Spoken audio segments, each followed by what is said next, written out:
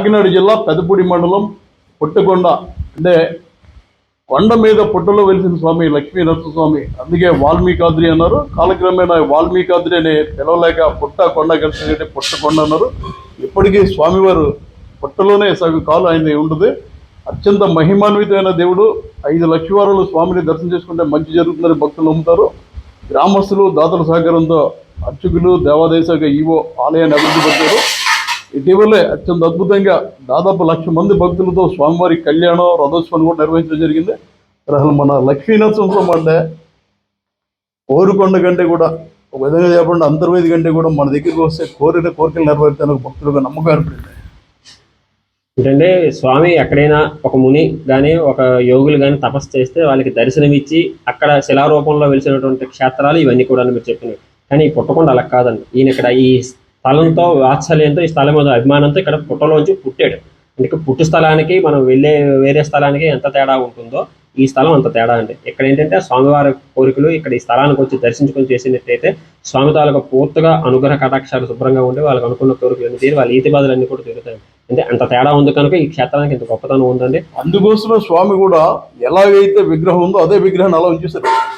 అలాగే ఉన్నదండి. అదే ఆ పుట్టలోంచి ఏ విధంగా వెలిసాడు. ఇదంతా కూడా మట్టి పుట్ట కాదండి, రాతి పుట్ట. రాతి పుట్టతో పాటు ఈయన వెలిసాడు విగ్రహం. ఈయన పాదాలు పుట్టలో ఉంటాయి.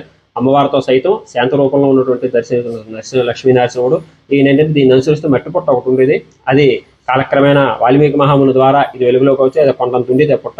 ఇది అన్ని కొండలకి భిన్నంగా ఉంది. ఈ కొండ కావదని ఆయనకు అనుమానం వచ్చి ఆయనకున్న జ్ఞాన దృష్టిలో ఆయన చూస్తే ఇందులో స్వామి దర్శనం అవ్వడం జరిగింది. ఇస్తే ఆయన ఎక్కడ దర్శనం ఇచ్చాడో ఆ భాగాన్ని వాల్మీకి మహాముని తన తొలగించి ఈయనకి చేసిన సంస్కారాలు అవి చేసేసి ఆయన వెళ్ళిపోవడం జరిగింది. అయితే ఈ కొండ పక్క నుంచి ఒక గోదావరి పాయ ప్రవహిస్తుందండి. దీని పేరు తుల్యభాగ. వశిష్ఠ గౌతమి ఏ విధంగా పాయలు ఉన్నాయి, ఇది కూడా గోదావరి పాయ. ఇది మనకి కాకినాడ చొల్లంగనే గ్రామంలో ఈ పాయ సముద్రంలో కలుస్తుందండి. దానికి మనకి చొల్లంగ అమావాస్య కార్యక్రమం చేస్తాం. ఆ చొల్లంగ గ్రామంలో జరిగే తీర్థాన్ని చొల్లంగ అమావాస్యకి చెప్తాం. అంత విశేషం ఉన్నటువంటి పాయ. ఈ పాయకి వచ్చిన వరద ఈ పుట్టలో ప్రవేశించడం వల్ల ఈ ఉన్న మట్టి పుట్ట అంతా కూడా నేలమట్టం అయిపోయి స్వామి పూర్తిగా వెలుగులోకి వచ్చాడు. ఈయన త్రేతాయుగంలో దర్శనం ఇచ్చాడు. కానీ అంతకు ముందు ఎప్పుడు వెలిసాడు, ఎప్పుడు పుట్టాడని దానికి ఎటువంటి ఆధారం కూడా లేవండి. తెలిసింది త్రేతాయుగంలో దర్శనం ఇచ్చాడండి. త్రేతాయుగంలో దర్శనం ఇచ్చాడు అంటే పుట్టతో పాటు దర్శనం. అంతకు ముందు ఎప్పుడు అనేది ఎవరికి కూడా తెలియనిది. వాల్మీకి మహాముని దాకా అప్పుడు వెలుగులోకి వచ్చాడు. అంతవరకు కూడా పుట్టగర్భంలో ఉంటూ ఈయన ఎన్నాళ్ళు అక్కడ వెలిసి ఉన్నాడు, ఎన్నాళ్ళు బట్టి ఉన్నది కూడా ఇది ఎవరికి కూడా అంటుపట్టనేటువంటి విషయం.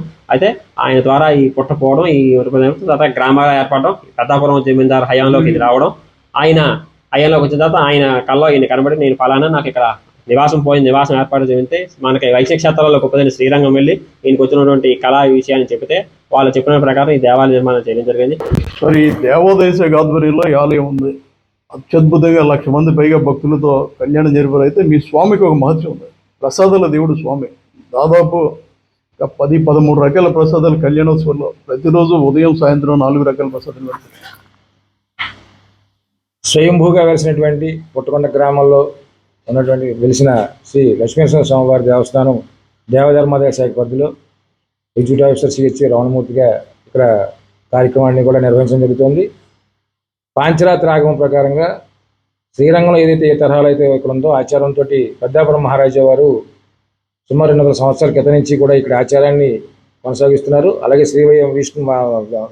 వైష్ణవ స్వాములు కూడా ఇక్కడికి అధ్యయనోత్సవాలు భీష్మ ఏకాదశి నాడు స్వామివారి దివ్య కళ్యాణ మహోత్సవం జరుగుతుంది. అంతకుముందు 10 రోజుల పాటు అధ్యయనోత్సవాలు, కళ్యాణ బ్రహ్మోత్సవాలు 5 రోజుల పాటు, మొత్తం 15 రోజుల పాటు ఈ యొక్క కార్యక్రమాన్ని కూడా ప్రతి సంవత్సరం కూడా దేదీప్యమానంగా అందరి యొక్క గ్రామస్తులు దాతలు సహాయ ప్రసాదములు స్వామివారికి పుట్టకొండలో ప్రసాదమైనటువంటి విశేషమైన స్వామి శక్తి ఒక అంశం. అలాగే తయారీలో కూడా ప్రాచీన కాలం నుంచి ఏ రకమైతే పద్ధతులు ఉన్నాయో ఇత్తడి కళాయిలతోటి స్వామివారి ప్రసాదాన్ని అత్యంత శాస్త్రీయ పద్ధతిలో చేయడం, అలాగే స్వామివారి ప్రాకారంలో చేయడం, స్వామివారి మహత్తుతోటి ఇక్కడ ప్రసాదాలు కూడా విశేషమైనటువంటి రుచి. అలాగే స్వామివారి ప్రసాదం తీసుకున్న వెంటనే ఆయనకున్నటువంటి దోషాలన్నీ కూడా తొలగి సకల శుభాలు కలుగుతాయని చెప్పేసి పూర్వం నుంచి వచ్చిన ఆచారం. అదే ఆచారాన్ని ఇప్పటివరకు కూడా కొనసాగించడం జరుగుతుంది, ఏ రకమైనటువంటి మార్పు లేకుండా. అలాగే ఈ ప్రసాదం భక్తులు కూడా విశేషంగా వచ్చి స్వామివారి యొక్క రోజు కూడా ఉదయం కట్టుపొంగలి, దద్దోజనం, అలాగే శుక్రవారం పరవానం, అప్పాలు, అలాగా ఏ రోజునైతే పర్వం అయితే ఆ రోజుని శనగలు, దోశలు, రాత్రి ప్రతిరోజు కూడా శనగలు, దోశలు, అలాగే శుక్రవారం చక్కెర పొంగలి, అప్పాలు, అలాగే మరి తిరునక్షత్రాల రోజున కూడా చిట్టిగారెలు. విశేషం చిట్టిగారులు అన్నీ కూడా ఏదైతే ఉందో ఆ రకం పూర్వం నుంచి కూడా ఆచారం ఏదైతే జరుగుతుంది ఇప్పుడు కూడా అదే ఆచారం కొనసాగించడం జరుగుతుంది. కాబట్టి 50 మంది భక్తులు కూడా ఇక్కడికి వస్తున్నారు. మన బ్రహ్మోత్సవాలు 15 రోజుల పాటు జరిగిన కార్యక్రమాల్లో కూడా గ్రామస్తులు దాతలు శ్రీ వైష్ణవ స్వాముల యొక్క సహాయ సహకారాలతోటి అత్యంత వైభవంగా ఈ యొక్క కార్యక్రమం నిర్వహించడం జరగడం దేవుని చూస్తే మీకు ఏమనిపిస్తుంది? మాకు చాలా సంతోషం ఉంది పుట్టకొండ గ్రామంలో ఉన్నందుకు. ఈ యువ గారు గురువు గారు వచ్చిన దాని మీద డెవలప్మెంట్ ఇంకా బాగా జరిగిందండి. మాకు కూడా అన్న మీ స్వామివారిని చూడడానికి ఇక్కడి నుంచి కాదు, తెలంగాణ నుంచి తమిళనాడు నుంచి కూడా వస్తున్నారండి. వైష్ణవ మతం అన్న వాళ్ళు అందరూ ప్రతి ఊళ్ళో ఆ తీర్థంగా అందరూ వస్తారండి. మాకు చాలా సంతోషం. కానీ మీరు ఇది వైష్ణవ క్షేత్రం, ఈ స్వామిని చూస్తే ఏమనిపిస్తుంది? స్వామి స్వయంభూ క్షేత్రం కనుక స్వామిని చూసిన వెంటనే ఎంతో ఆనందంగా ఉంటుందండి. ఆ స్వామి కూడా చాలా మహిమాన్వితమైన స్వామి. ఏ కోరిక తెలుసుకుంటే ఆ కోరిక నెరవేరుతుంది. అందుచేత ఇది చాలా పురాతనమైనది కాబట్టి ఎక్కడి నుంచో భక్తులు వచ్చి ఇక్కడ స్వామివారు దర్శించుకుని వారు అనుకున్న కోరికలు నెరవేర్చుకుంటున్నారు. అలాగే మేము కూడా చక్కగా మీరు ఏ కోరిక తెలుసుకుని వస్తే కదా ఆ స్వామి అనుకుని ఆ కోరికలు తీరుతున్నాయి. ఆయన చూస్తేనే మహానందంగా ఉంటుంది. కాబట్టి నాకు చాలా సంతోషంగా ఉంది. శివాయ విశ్వరూపాయ విష్ణవే శివాయ నమః అని చెప్తారు. అంటే శివకేశవులకు తేడా లేదని చెప్పడానికి ప్రత్యక్ష ఉదాహరణ మనం చూస్తున్నాం. శివాలయం చైర్మన్ గారు వచ్చి దర్శనం చేసుకెళ్లారంటే ఈ స్వామి ఎంత మహిమాన్వితుడు. నిజంగా ఇక్కడ ప్రసాదాల కోసం రోజు శనగలు పెట్టడానికి ఒక దాత మహిళా భక్తురాలు శనగల మాన్యం అని చెప్పి భూమి కూడా ఇచ్చారంటే స్వామి వారికి ఎంత మహత్యం ఉందో. ఆయనకి పెట్టి దాదాపు 16 రకాల ప్రసాదాలకు కూడా అంతే పేరుంది.